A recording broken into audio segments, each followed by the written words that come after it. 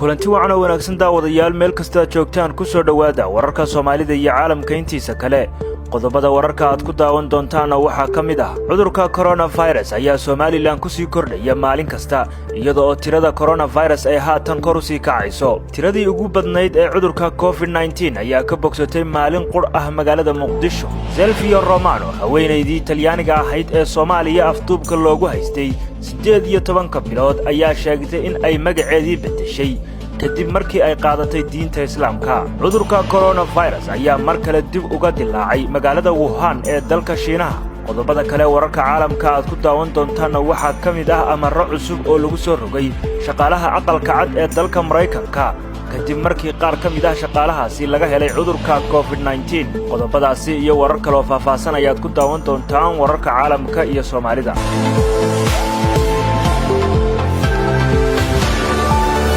واتهاي daawadayaal aynu ku bilownay waa Salaasaa 12 bisha May sanadka 2020 shan qof oo cusub ayaa laga helay maanta cudurka COVID-19 gudaha Soomaaliland sida ay sheegtay wasaaradda caafimaadka Soomaaliland iyadoo tirada guud ay haatan gaadhay 48 ruux cudurka COVID-19 ayaa Soomaaliland maalmihii ugu dambeeyay si weyn ugu faafayay waxaana bulshada loo soo jeediyay go'aamo la doonayo in lagu yareeyo faafista cudurka xukuumadda Soomaaliland ayaa mamnuucday in salaadaha taraawiixda iyo taajudka lagu tukado masaajidda halka salaadaha waajibka ah la amray in la kala fogaado sidoo kale xukuumadda Soomaaliland waxay horay deegaanadeeda uga mamnuucday maandooriyaha qaadka iyadoo arinta qaadku ay saameyn kala duwan ku dhex yeelatay bulshada dhexdeeda booliska Soomaaliland ayaana shalay soo bandhigay gaadiid ay astaamahooda ku qorteen kuwaasi oo ahaa gaadiid lagu soo qabtay qaadka hase ahaatee arrintaasi ayaa waxa si adag uga qayliyay qaar ka mid ah garyaqaanada Soomaaliland iyagoo ku tilmaamay arrin lagu degdegay wararka ka imanaya magaalada Muqdisho caasimadda Soomaaliya ayaa waxa ay sheegayaan in ay tiradii ugu badnayd ay hal maalin ka wada bogsadeen cudurka COVID-19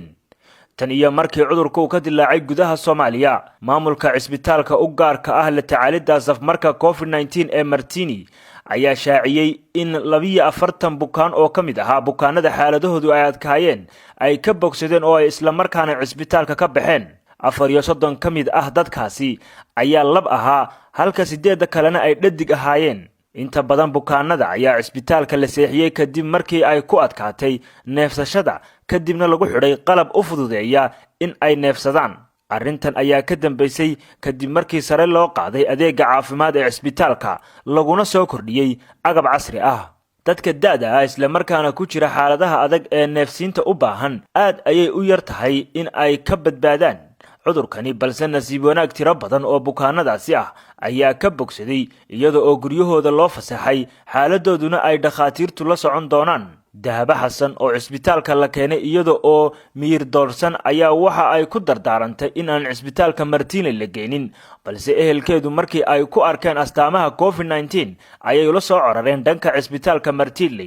oo ah cisbitaal ay dawladda Soomaaliya u diyaarisay la tacaalida xanuunka safmarka ah ee COVID-19 iyadoo arrintani ay noqonayso tiradii ugu badnayd ee hal maalin ka wada baxday cisbitaalka Martini isla markaana ka ladnaatay cudurka COVID-19 oo haatan Soomaaliya farabaas ku haya واتهاي daawadayaal wali waxaad daawanaysaan wararkii ugu dambeeyay Soomaalida iyo caalamka intiisa kale haweeneyda Silvio Romano oo muddo 18 bilood ah ku afduubnayd gudaha Soomaaliya ayaa kadib markii ay sii daayeen kooxdii afduubatay oo ay ku laabatay dalkeeda Talyaaniga ayaa waxa ay shaacisay in ay diinta Islaamka qaadatay iyadoo sidoo kale waraysi la yeeshay ku sheegtay in ay magac cusub la baxday Silvio waxa ay sheegtay in ay dooratay magaca Aisha oo ah magaca xaaskii rasuulka naxariis iyo nabadgelyo korkiisa ahaatee ee Aisha bintu Abi Bakr quraanka ayaan akhriyay waan ducaystay muddo ayaan ka fakaray ugu dambeyntiina waxa aan qaatay go'aankayga ayay tiri Silvio waxay sheegtay in go'aankeeda diin qaadashadu ahaa mid ay si iskeeda u qaadatay oo aan lagu qasbin Silvio ayaa intaasi ku dartay in hooyadeed iyo qoyskeedu ay si buuxda uga hadli doonto arrintan isla markaana ay u sharixi doonto go'aankeeda wax walba waan idin sharixi doonaa ayay tiri warbaahinta iyo dadka Talyaaniga qaarkood ayaa rumaysan in muddadii la haystay ay maskaxdeeda wax u dhimeen sidaasi darteed go'aankeeda laga yaabo inuu yahay mid sidaasi ka dhashay waxayna sheegeen in hadda oo Talyaaniga ay joogto la ogaan doono go'aankeeda rasmiga ah kadib marka ay nasato. Selfia ayaa dhinaca kale sheegtay in aanu jirin wax guur ama xidhiidh ah oo ay la samaysay kuwii haystay sida warbaahinta qaar ay ku xamatay muddadii ay xorka ahayd. Ma jirin wax guur ah ama xidhiidh ah oo aan la lahaa kuwii haystay, waxa naga dhaxaysay keliya is-xushmayn, ayay tiri Silvio Romano. haweeneydan Talyaaniga ah ayaa waxa la sii daayay habeennimadii Jimcaha, waxaana sii deynteeda ka shaqeeyay sirdoonka Talyaaniga oo kaashanaya kuwa Soomaaliya iyo Turkiga,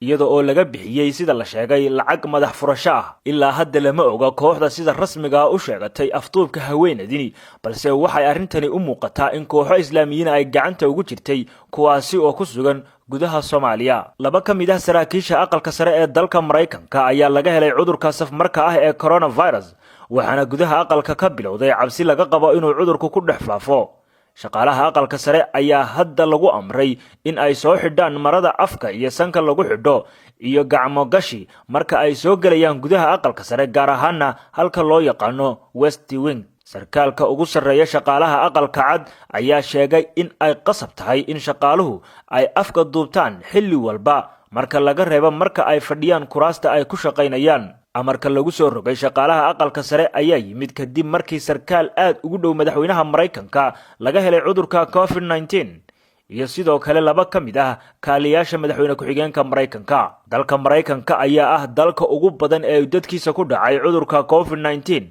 waxa uu sidoo kale dalkani hogaaminayaa dadka ugu badan ee la diiwaan geliyay in ay u dhinteen safmarka COVID-19. waa tahay daawadayaal, weli waxaad nagala socotaan wararkii ugu dambeeyay Soomaalida iyo caalamka intiisa kale. dowladda Turkiga ayaa maalinnimadii Axadda sheegtay in ciidamada Generaal Khalifa Haftar ay ka dhigan doonto bartilmaameed sharci ah haddii ay sii socdaan weerarada ka dhanka ah danaheeda iyo howlgalladeeda diblomaasiyadeed ee waddanka Liibiya. Turkiga waxa ay taageertaa dowladda caalamku uu aqoonsan yahay ee Liibiya, waxayna la gashay heshiis wada shaqayn militari ah xilli xukuumadda Tripoli ay isku dayayso in ay iska caabiso weerarada kaga imanaya kooxaha Generaal Haftar. Ankara ayaa ciidamada Haftar oo ay taageeraan Imaaraadka, Masar iyo Ruushka u aragta in ay yihiin kuwo afgambi doonaya. haddii howlgalladeena iyo danaheena Liibiya la bartilmaameedsado, waxaan u arki doonaa ciidamada Haftar bartilmaameed sharci ah. waxaa sidaasi lagu yidhi qoraal ka soo baxay wasaaradda arrimaha dibadda dalka Turkiga,